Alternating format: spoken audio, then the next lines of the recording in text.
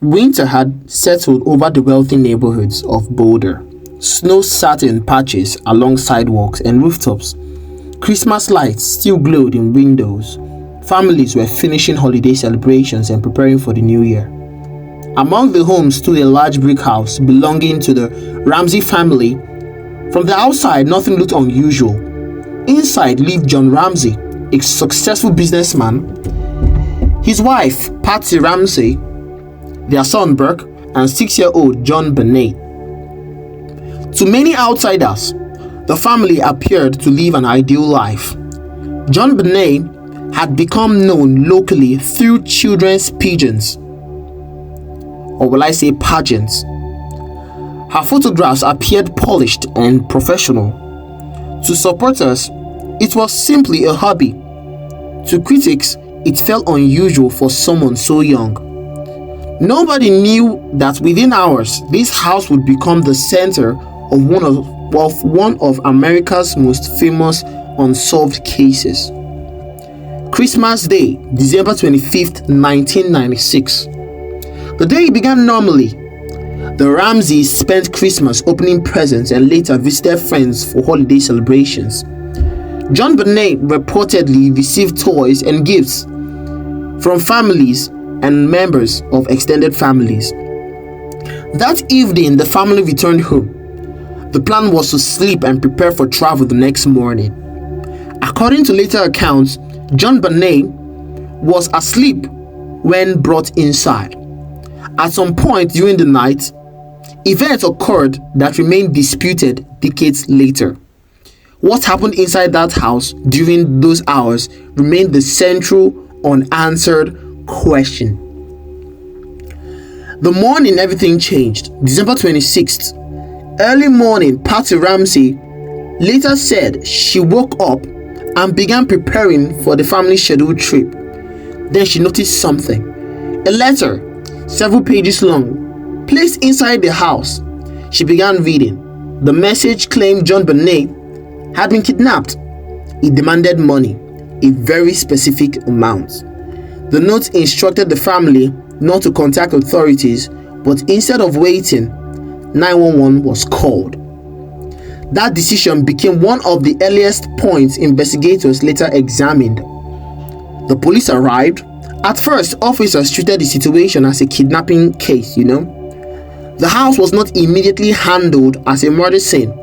People moved around, friends arrived, phones rang, rooms were entered, items were touched, and everything scattered, This would later become one of the most criticized parts of the entire investigation.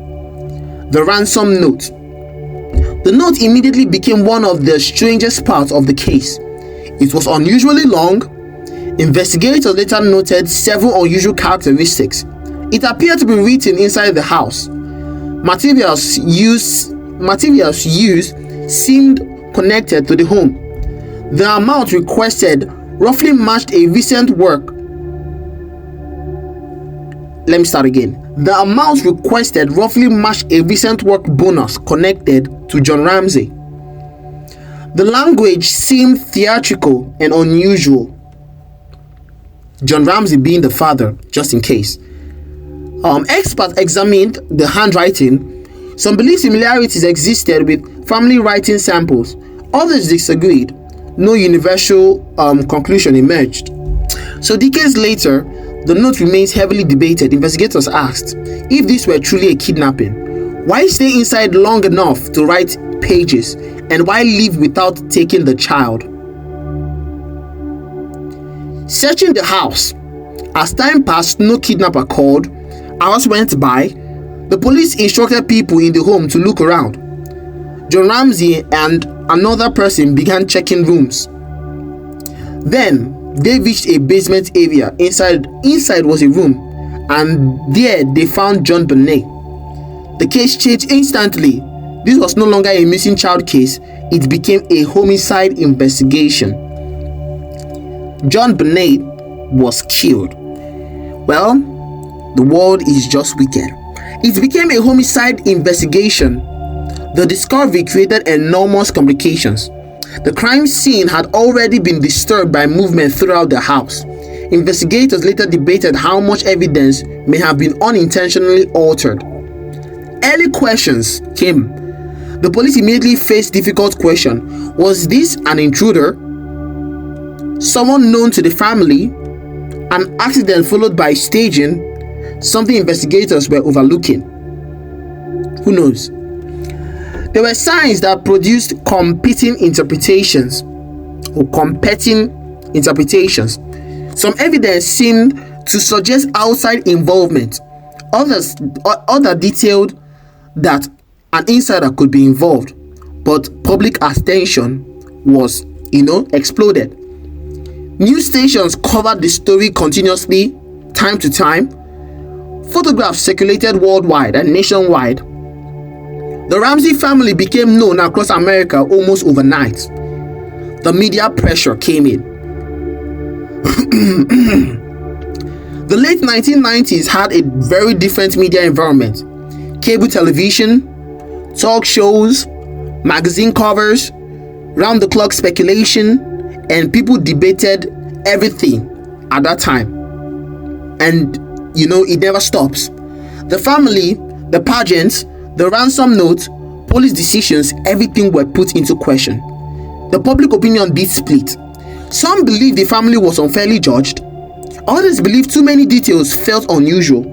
Some believed that an insider, meaning a family member, was involved. The atmosphere became tense. Investigation challenges. Investigators collected all the evidence they could. Interviews continued. Experts disagreed.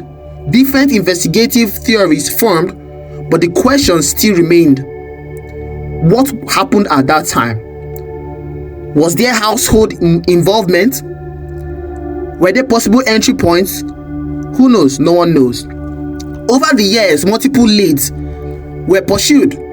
Theories changed, statements involved, documents became public, and books were written in order to cover this case. Television specials appeared, yet the central question remained: what exactly did happen? Years later, the case continued through decades. Advances in forensic science periodically renewed attention. Officials revisited evidence. Public interest never disappeared. Different investigators reached different conclusions. No single explanation achieved universal agreement. The case became one of America's most discussed unsolved investigations. Why this case still matters? People often remember this case because of several things happening at once: unusual circumstances, intense media attention, investigative criticism, conflict theories, and the absence of a final answer. It became an example often discussed in conversations about crime scenes, public pressure, media influence, and forensic limits. Even today, people continue to ask, if the house had been secured differently, would the outcome of the investigation have changed? Who knows? And after all these years, would modern investigative methods reveal something that was missed? Who knows?